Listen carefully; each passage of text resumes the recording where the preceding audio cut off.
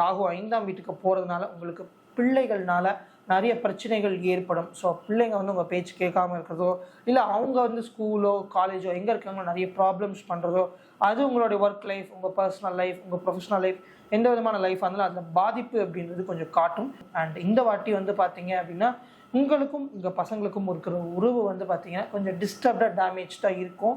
ஏன்டா இவன் அப்படி நடந்துக்கிறேன், இவ்வளோ நாள் இப்படி இல்லையே, இப்போ தான் கொஞ்சம் நாளாக இப்படி இருக்கான் அப்படின்ற மாதிரி இருக்கும்.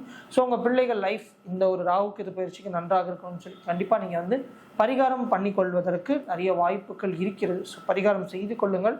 அண்ட் கேது வந்து உங்களுக்கு 11ஆம் வீட்டில் போவதனால உங்களுக்கு வந்து பார்த்தீங்கன்னா இன்கம் சோர்ஸில் மாற்றங்கள் இருக்கும். ஸோ புது இன்கம் வருவதற்கும் சான்சஸ் இருக்கும். நீங்கள் இன்கம் சோர்ஸை கொஞ்சம் அதிகப்படுத்துவதற்கும் வாய்ப்புகள் இருக்கும்.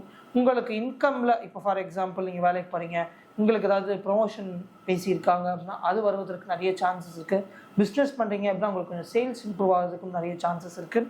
அண்ட் நீங்கள் பேங்க் அக்கௌண்ட் மாற்றுறது, புது பேங்க் போகிறது, இல்லை உங்களுக்கு இன்கம் ஃபினான்ஷியல் ரிலேட்டடாக நிறைய இன்வெஸ்ட்மெண்ட் பண்ணுறது, இன்வெஸ்ட்மெண்ட்னால லாபம் வர்றது, ஸோ இந்த மாதிரியான விஷயங்களும் இருக்கும்.